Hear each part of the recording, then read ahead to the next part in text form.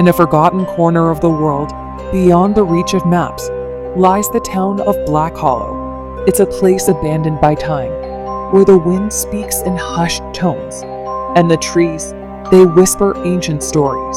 The town is buried in the shadow of a forest older than memory, and at the heart of that forest stands a tree unlike any other. The locals don't go near it. They say it knows too much, that it carries the weight of the dead, their voices trapped in its roots. But tonight, 3 strangers will come seeking answers, and they will pay dearly for them.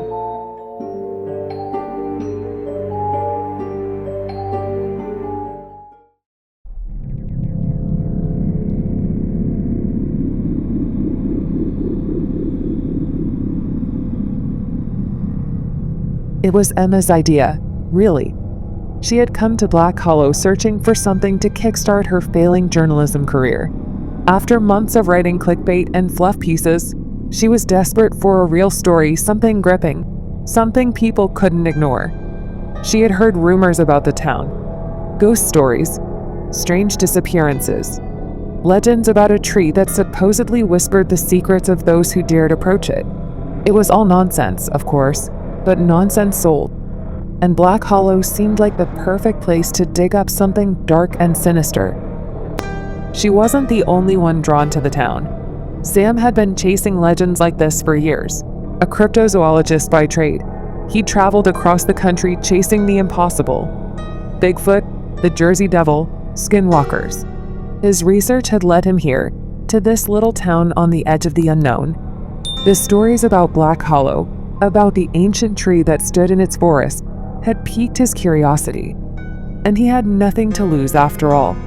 What was one more wild goose chase? And then there was Noah.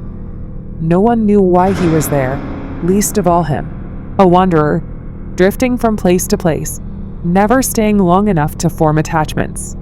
He didn't believe in legends, didn't care about ghost stories.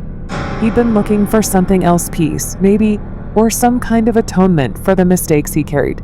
But fate, or something darker, had pulled him into Black Hollow's orbit.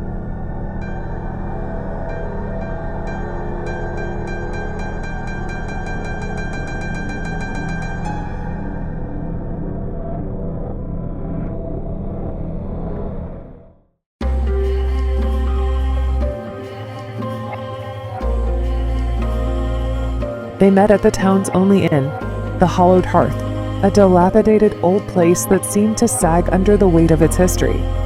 The air inside was thick with the smell of damp wood and something else, something metallic, like blood dried long ago. The innkeeper, an old woman with clouded eyes, greeted them with a sharp glance, as though she already knew their intentions. Emma was the first to speak, pulling her jacket tighter around her shoulders as she approached the bar. "We're here about the tree," she said, her voice steady but unsure. She didn't know how much the locals believed in the legends, and she wasn't sure she wanted to find out. The innkeeper's eyes narrowed. "You'd do well to forget about that tree, miss. Nothing but misery comes from meddling with it." Her voice was a rasp, like winds over broken glass. "We're just here to investigate," Sam added, stepping up beside Emma. His voice was calm, practiced. He'd had this conversation before, in countless towns that harbored strange legends. "We want to understand the stories, that's all." The innkeeper shook her head, muttering something under her breath that sounded like a prayer. "People disappear, you know," she said, louder this time. "Go out looking for that tree and never come back. You'll find the stories you're looking for, but you might not like what they tell you." Noah, who had been sitting quietly at a table near the window, looked up at the innkeeper's words. His expression was unreadable, but his fingers drummed anxiously on the table. Despite the warning, they made plans to venture into the forest the next morning. They were sure they could handle it. They had no idea what they were walking into.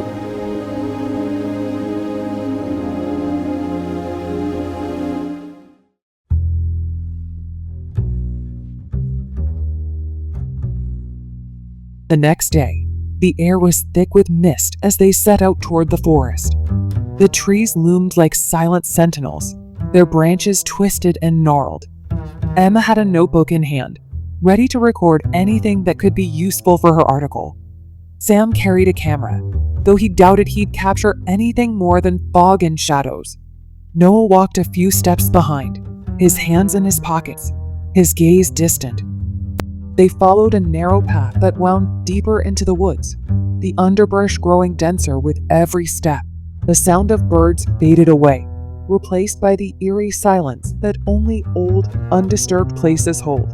And then, faint at first, the whispers began. "Did you hear that?" Emma stopped, her eyes scanning the trees. The others halted behind her. The sound was so faint it could have been mistaken for the rustle of leaves in the wind, but it wasn't. It was something more deliberate, like voices carried on the breeze, just beyond understanding. Sam frowned, his grip tightening on his camera. "It's just the wind," he said, though his tone lacked conviction. He had been in enough strange places to know when something wasn't right. Noah said nothing, but his pace slowed. The air felt heavier here, oppressive. The path ahead seemed to stretch endlessly, as if the forest itself was bending reality, twisting time and space. But they pressed on, driven by the need to uncover the truth or whatever version of it they were chasing.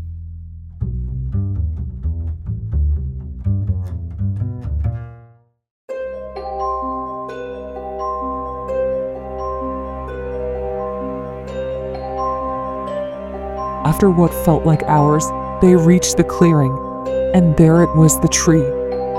It towered above them, its trunk thick and knotted, its branches spreading wide like skeletal arms. The bark was dark, almost black, and covered in strange, spiraling symbols that seemed to pulse in the dim light.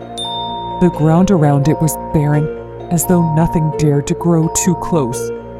For a moment, none of them moved. The whispers were louder here, almost deafening, though the words were still indecipherable. Emma took a hesitant step forward, her breath catching in her throat. The air felt wrong, thick and heavy, as though the tree was drawing it in, suffocating everything around it. "It's massive," Sam whispered, his camera raised but forgotten in his hand. He had expected something old, something strange, but this was beyond anything he could have imagined. Noah remained silent, his eyes locked on the tree. There was something familiar about it, though he couldn't place why. The symbols etched into the bark seemed to shift, rearranging themselves when he wasn't looking. And the whispers, they were no longer just noise. They were words now, distinct and clear, though only he could hear them. "We shouldn't be here," he muttered, more to himself than to the others. But it was too late. The tree had already noticed them.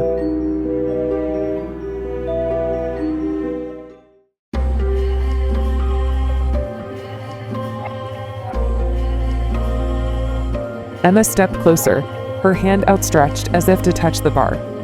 "Do you hear that?" she asked, her voice barely above a whisper. It's telling me something." Sam shot her a sharp glance. "What do you mean?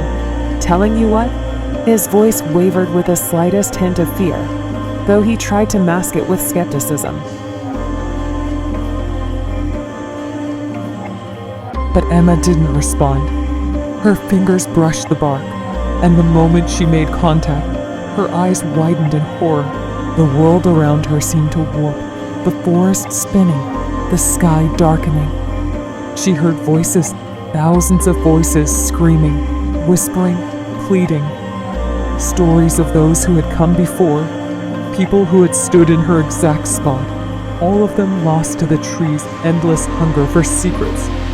She stumbled back, gasping for breath. It knows," she choked out. "It knows everything. Every thought, every secret. It wants them." Noah's hand clenched into a fist. The whispers were growing louder in his mind, insistent, pulling at the memories he had buried deep.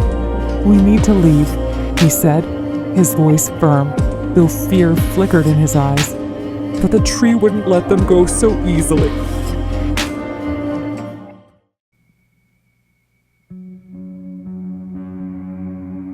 The whispers rose to a crescendo, each voice vying for control. The tree offered them something a way out, but at a cost.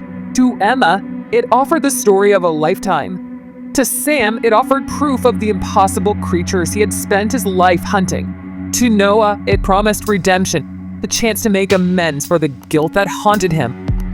But as each of them stood before the ancient tree, they knew there was something more to the offer.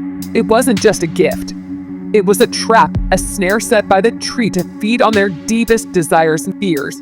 And once it had them, it would never let go. Emma was the first to step away, shaking her head. I can't. I want. Her voice trembled, but there was determination in her eyes. Sam hesitated, his fingers twitching as he considered the camera in his hand. But after a long moment, he too turned away. Noah, though. Noah lingered.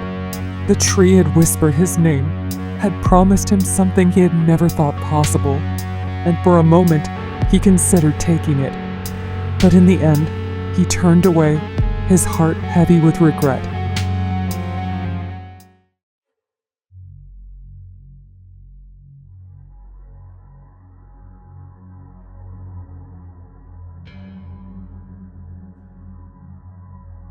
They fled the forest, the tree's whispers echoing in their minds.